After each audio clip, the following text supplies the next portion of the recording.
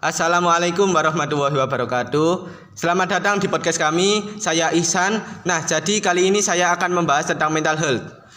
Di sini saya sudah bersama dengan dua audiens. Halo. Ya, boleh memperkenalkan diri terlebih dahulu, silakan. Baik, perkenalkan, nama saya Muhammad Mujadid Al-Afkar. Bisa kamu panggil Afkar. Nama saya Zalfa Azhara, bisa dipanggil Zalfa. Oke, jadi kali ini kita akan membahas tentang mental health. Namun sebelumnya, aku ingin tahu dulu nih, menurut kalian apa sih mental health itu? Dari Zalfa dulu yang menjawab, silakan.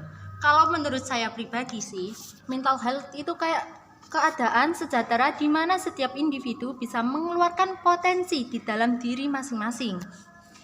Kalau menurutku sebenarnya nggak beda jauh dari yang dikatakan Zalfa. Jadi menurutku itu mental health keadaan individu sejahtera menyadari potensi yang dimilikinya, mampu menanggulangi tekanan hidup normal, bekerja secara produktif, serta mampu memberikan kontribusi bagi lingkungannya. Oke, nah kalau tadi kita kan udah ngomongin apa itu mental health.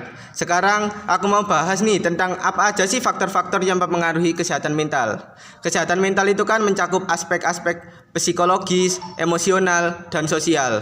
Nah, jadi menurut kalian apa aja sih faktor yang mempengaruhi kesehatan mental seseorang? Dari Afkar dulu silakan.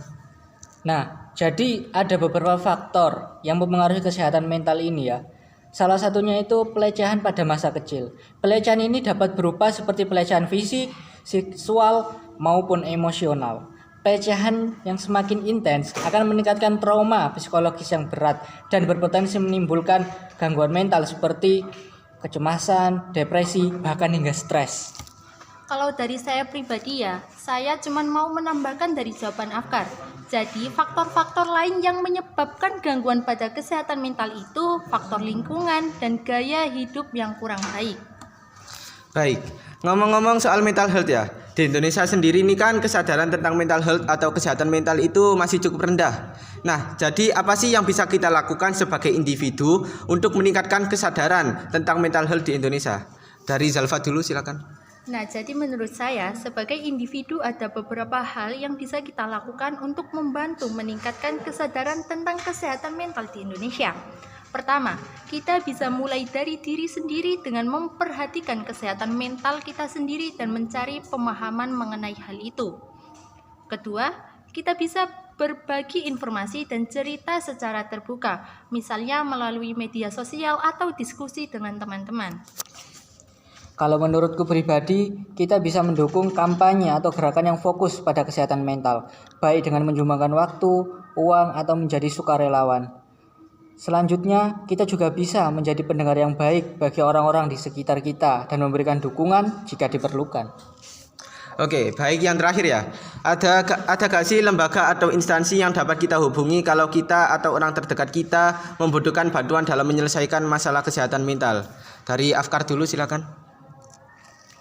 Jadi ada beberapa lembaga yang dapat kita hubungi kalau kita mempunyai masalah kesehatan mental. Kita bisa mencari informasi dan saran dari rumah sakit, klinik, atau pusat layanan kesehatan mental terdekat. Saya setuju dengan jawaban Afkar. Selain itu, di sekolah kita juga bisa berkonsultasi dengan guru BK atau kalau kita mengalami trauma yang sangat berat, kita dapat memanggil seorang psikolog untuk memeriksa bagaimana kondisi mental dan psikis kita. Oke, nah jadi demikian pembahasan tentang mental health. Dari podcast ini dapat kita simpulkan bahwa kita perlu menjaga kesehatan mental kita agar selalu dalam kondisi yang baik dalam melakukan kegiatan sehari-hari. Terima kasih sudah meluangkan waktu untuk mendengarkan podcast kami. Wassalamualaikum warahmatullahi wabarakatuh.